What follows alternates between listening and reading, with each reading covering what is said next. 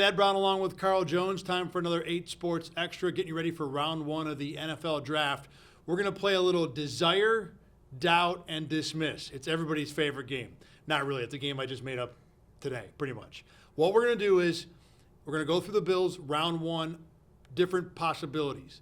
Desire is what Carl and I would want them to do in round 1 if we were Brandon Beane. Doubt is a potential move the Bills could make that we would maybe not like as much, that I think we can understand why they're doing it, but we have a problem with it for whatever reason. And then dismiss is the round 1 possibility that, while realistic, is not happening. The Bills are not going to do whatever we think it's going to be. So, again, to review, desire, doubt, dismiss. We'll start with desire, because why not? I think our choices here are going to be similar. I'm going to go first for this one. And to me, the desire is Brian Thomas. Any way, shape, or form. I think it's going to take a little bit of a trade up, and I'm totally fine with that. If they want to move a 4th or a 5th, even that second-round pick, I've been saying from the beginning of this draft process that if the Bills identify a guy that can be the guy, do whatever you have to do to go get him. And if they want it to be Rome Odunze and it costs 3 first-rounders, I would, obviously the price would be steep, but I'd be okay with it. But the reason I like Thomas so much is his floor to me is like a poor man's Mike Williams. And I think that guy on this particular Bills team fits absolutely perfectly to where you get that guy to take a top off the defense. You open things up for Curtis Samuel, for Dalton Kincaid, for Shakir, for whatever other receiver you want to bring in, even for Josh Allen scrambling. There's defense that have to respect that guy down the field, even if it ends up that's the only thing that guy can do. So to me, what I desire for the Bills in round 1 is to come out of it, whatever it takes, with Brian Thomas Jr. Likewise, I agree with that on that one. I think he's my favorite target for the Bills. Could achievably, in a ideal scenario. I mean, if you want to make the case for Odunze or even Harrison with a trade, you can here. No. The closer I get to the draft here, I'm like, those guys are more of a pipe dream than anything else. But I like BTJ for a lot of reasons, and he's the big perfect case for me in terms of what you can versus what you weren't asked to do. And I think what he can do, he can fly. He's a great athlete. He ran the 4.340. He can take the top off of a defense. He can dunk on defenders. And a lot of times people say, well, his route tree wasn't enough. Well, if you're Brian Kelly, the LSU's offensive guru head coach last year, I'm not asking him to run anything else because he can run by everyone else. What's the point of asking him to run dig routes? What's the point of asking him to run comebacks and expand his route tree? So I think that's why I think he can and he does have the capability to do more. He's flexible at 6'3". He's one of those taller guys that doesn't really play like it. He has good hip flexibility, and I think that's a good term for his game right there. I have an ideal spot that the Bills could go up to. I don't know if you have one. Good, go ahead. So I think if he gets to 16, I think that's the spot where if you're Brandon Beane, you better get on the phones and you better start calling the Seattle Seahawks. And the reason I say that, once you get past Seattle, you have a bunch of teams that receiver is at least, if it's not a big need, it's a small need. Obviously, Jacksonville, they just lost Calvin Ridley, and they wanted him back. It wasn't like they kicked him out the door. They just couldn't afford him, and he went to Tennessee. The pick after that is the Bengals. Doubt they go receiver, but who knows how they feel about T. Higgins at that point. At 19, the Rams, Sean McVay, he loves his offense. Who knows if he overpowers. They need defense badly, though, but I know what you're saying. Really bad. Someone made the case on one of the podcasts I've been listening to that this is Sean McVay's first-round pick ever. He's never had one. And there ain't no way that dude is taking defense with a first-rounder, so I think you might be right. So he might overpower Les Snead, the Rams general manager, in this first one. Who knows? And then Pittsburgh. They're obviously a team as well who in dire straits of a receiver, but they may go offensive tackle just based off how good that class is as well. So I think Seattle at 16 is the point where if Brandon Beane identifies Brian Thomas as his favorite target, go up and get him right there, because after that, you're playing with house money, and a lot of teams who can target him as well. So looking at what the trade would be, I'm just flipping through different trade charts, and I think probably the consensus would be the Bills' 2nd and their 5th. And 2nd would be a price to pay, and I know that people out there have been fooling around with trade machines. Folks, by the way, at home, if you're playing with those mock draft machines, they aren't real trades. They're out there. I think they're built to give you a trade you want, so you keep coming back to them. I think, first of all, if you're going to move up like that, generally the team that moves up is going to overpay because they're coming up to get something, and the team that's up there is like, oh, well, you got to make it worth my while. Right. But doing the math, 2nd and a 5th, maybe 2nd and a 4th is what it would cost, I'd be totally fine with that. Even if you're going to lose out on the chance to hit on a safety or maybe even edge rusher falls. You're not getting the top 4 edge rushers at 60 anyway. I think with what you lose, if you trade 60 you're not really losing what you would probably get at 60.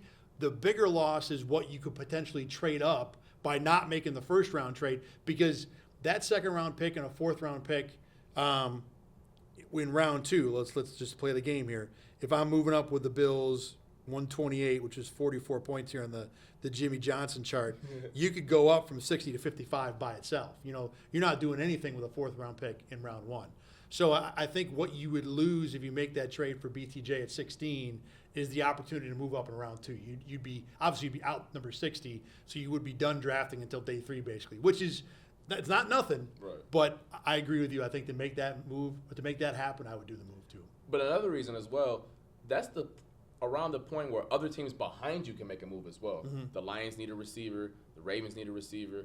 Who knows how the Niners feel about Brandon Ayuk, and maybe if he's out the door, they could use one.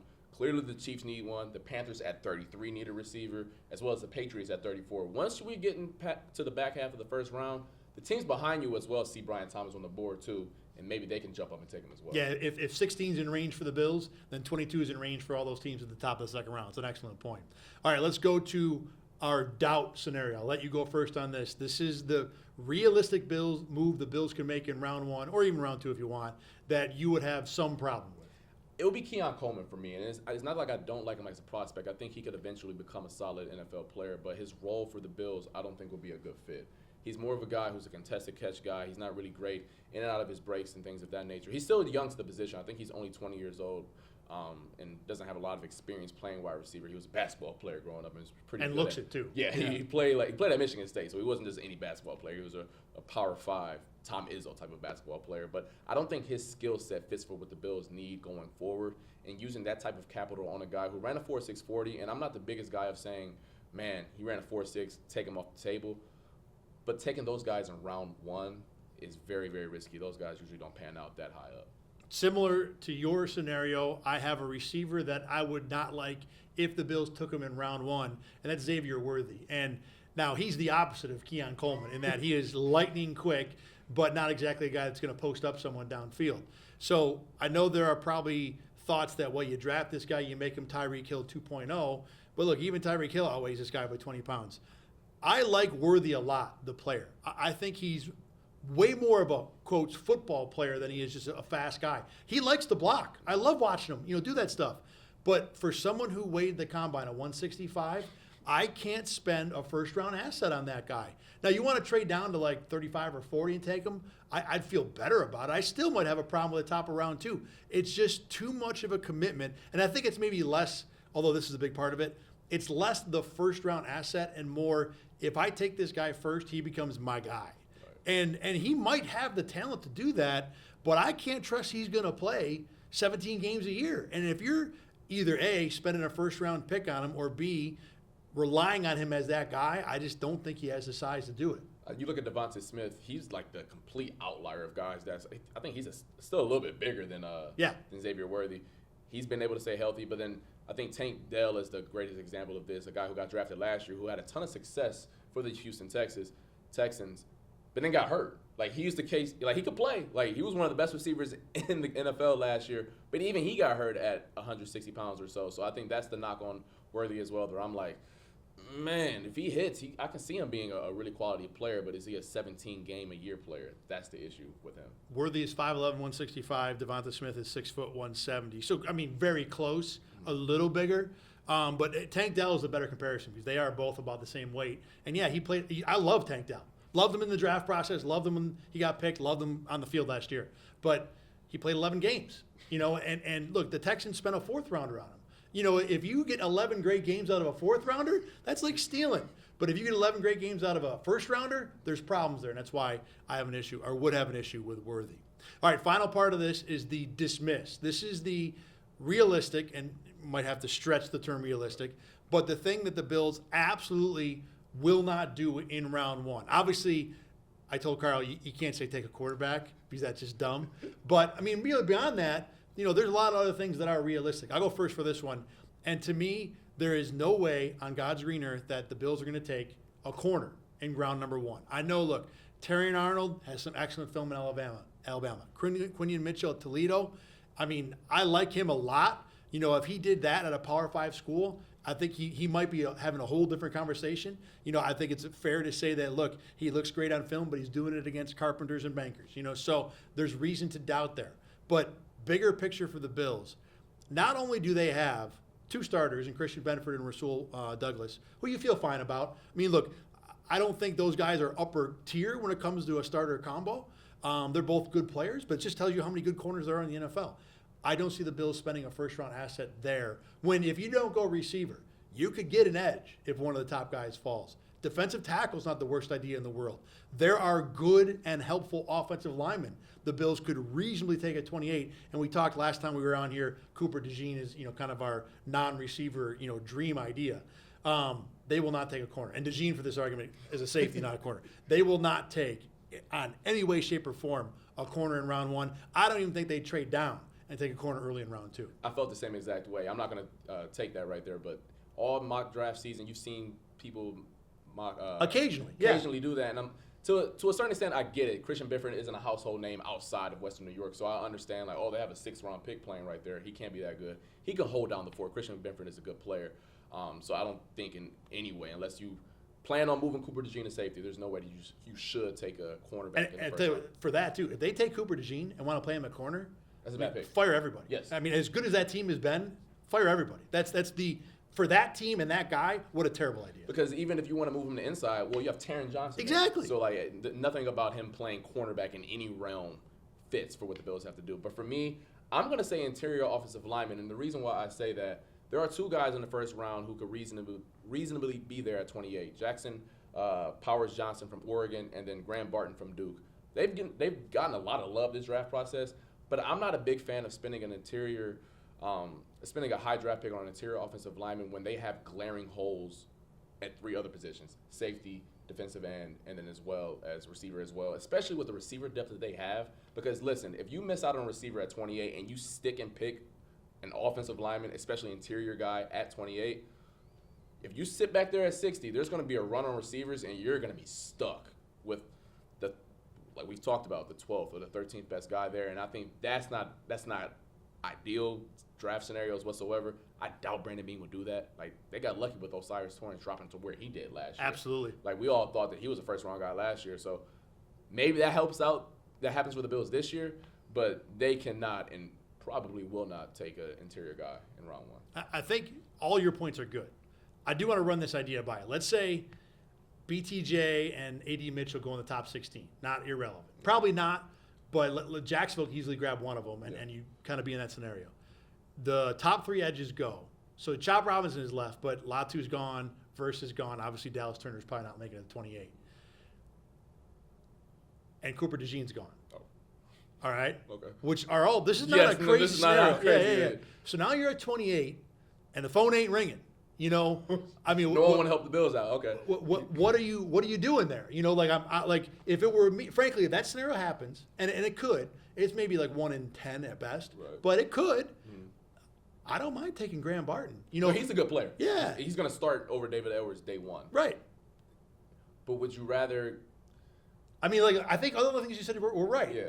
Now, put your money where your mouth is. That's who a lot of there? draft capital.